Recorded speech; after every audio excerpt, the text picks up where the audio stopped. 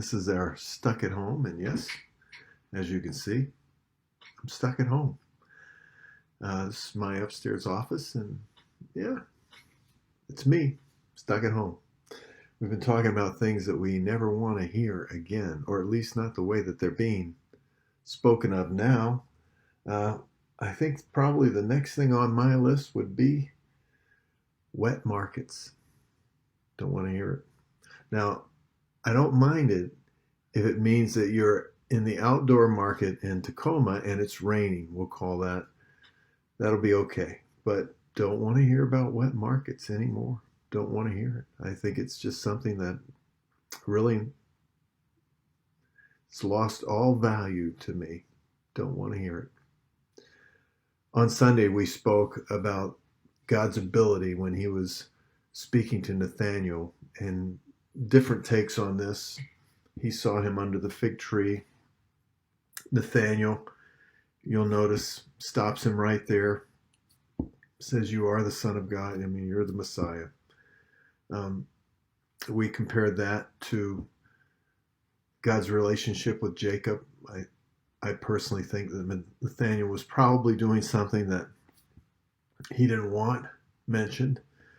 And obviously, that is my own opinion. You can't really derive that from the text other than the circumstance and the way that he approached Nathanael when he said, "Look, an Israelite in whom there's no guile." We know that Jacob's very name means a little distorted or twisted. And secondly, when he said that you'll see angels ascending and descending on the Son of God, and that's exactly what Jacob did see. And God made a promise to Jacob, even though he was that person. And God said that he would fulfill certain things there in Genesis 28, verse 13 through 17, because he's God, and he made a unilateral promise to Abraham. And along those lines, we can think of the fact that Nathanael, if we approach it from this viewpoint, his sins were never brought up. Now, I understand that there are times in the Bible where people's lives are looked at, and certainly many of those people, their lives are, we get to see the failing of their life. There's just numerous examples in the Bible.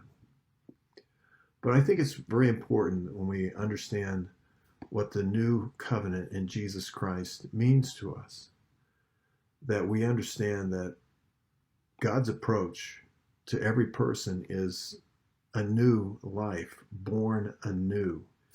In John chapter 3 and verse 1 through 5, that we're born from above, and this is a new birth. And the old things truly have, as the Word of God says in 2 Corinthians 5:17, they have passed away, and we do see all things as new.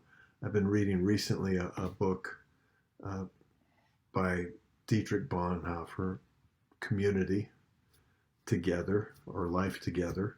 He's speaking of the church and community. And one of the things that he brings up that is, I think, quite compelling, he says it this way, and he calls this an extreme statement. He says, "To forego self-conceitness and to associate with the lowly means in all soberness, and without mincing the matter, to consider oneself the greatest of sinners." And he refers to 1 Timothy 1:15, something we've discussed in the past, that Paul actually saw himself in such a way. And you'll remember that when he spoke of that, he said, "But I received mercy." We're so thankful for the mercy of God, that Jesus Christ is our mercy seat. But how often do we approach people from the viewpoint of having a grasp or an understanding of all their failings? And it almost always initiates within the human heart this unwitting self-conceit that allows us to see ourselves as somewhat better than this person. Even if we're kind to them because they're less than we are. I think, as we have discussed in the past in Luke 18:9, that Jesus really addressed the issue of the Pharisees thinking themselves to be better than another, actually being condescending in verse 9 there when he spoke about the Pharisee and the publican and said that it was the publican that went out of the temple that day and he had been the recipient of God's mercy and justified, not the Pharisee. He ends this paragraph with a statement. He says, never think that you have made any progress until you look upon yourself as inferior to all. It's a quote from Thomas à Kempis. It's a very interesting statement.